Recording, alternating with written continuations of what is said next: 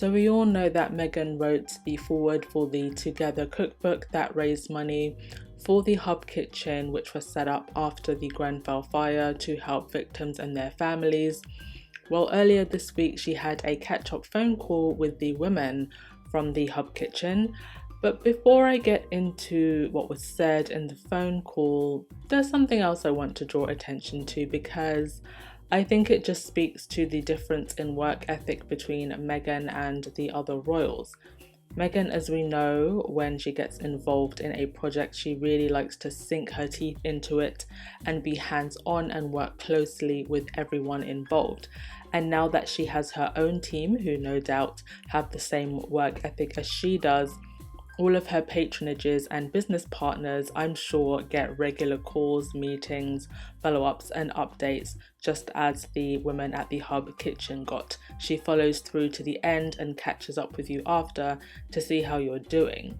This can even be seen in partnerships that she had before she entered the royal family with Procter & Gamble, for example. Her relationship with them did not end after that infamous letter that got the sexist television ad changed. She was involved in other projects with them much later. Some other people we know, however, don't follow up with their patronages for years. Do you remember when Kate Middleton was low-key called out on a live Zoom call with one of her patronages? One of the representatives was almost laughing when he said that they hadn't seen her since 2012. And you can tell she looks a little bit startled and just responds with, well, it only seems like yesterday she had visited them. Link in the bio if you want to watch it, because it's quite funny.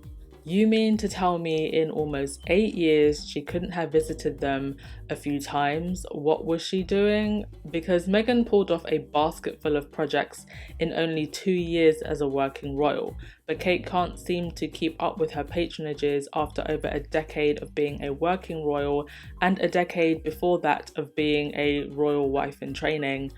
The staff at Kensington Palace should be the ones scheduling visits, phone calls, letters, and all other means of correspondence with all of Kate's patronages.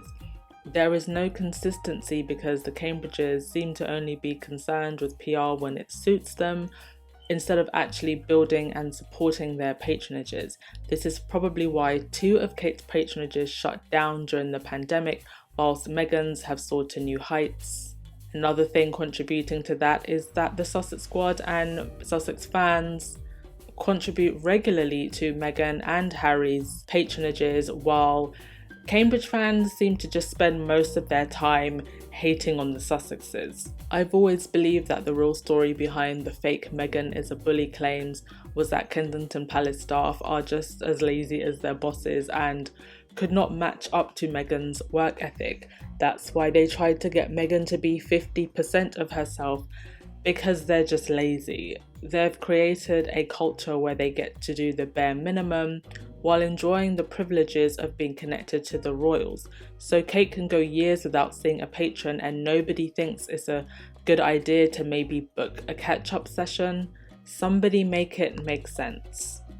But on to Meghan and the Hub Kitchen phone call. In a phone call from her California home, Meghan chatted to the women who were gathered for a celebratory lunch in North Kensington, not too far from the Tower itself.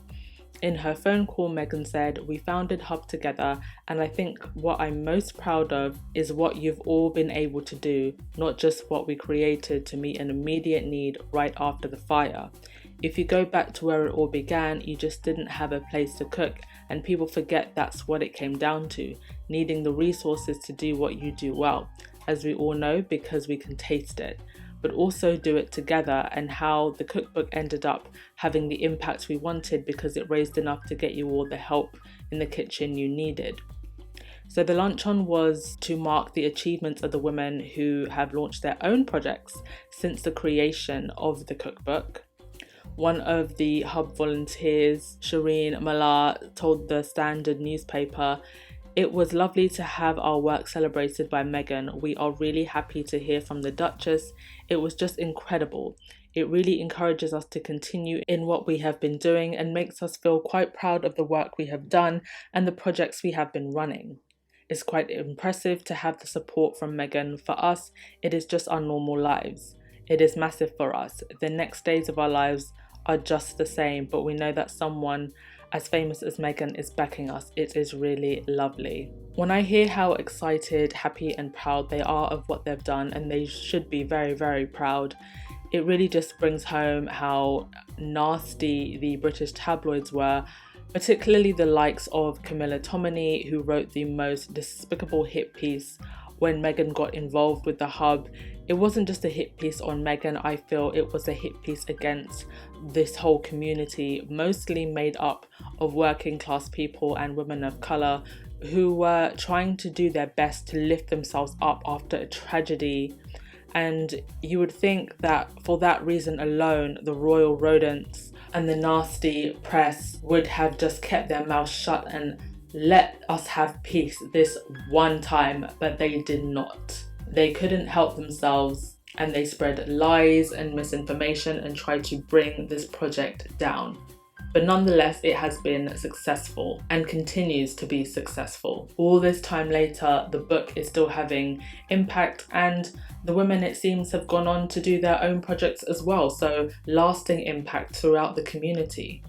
I'm yet to do a full review of the book, but I will at some point because it's truly an amazing collection of recipes, very easy to make recipes, and it was beautifully done. That's all for today. Comment and let me know if you have the Hub cookbook and if you've made any of the recipes. See you later, my lovelies. Ciao.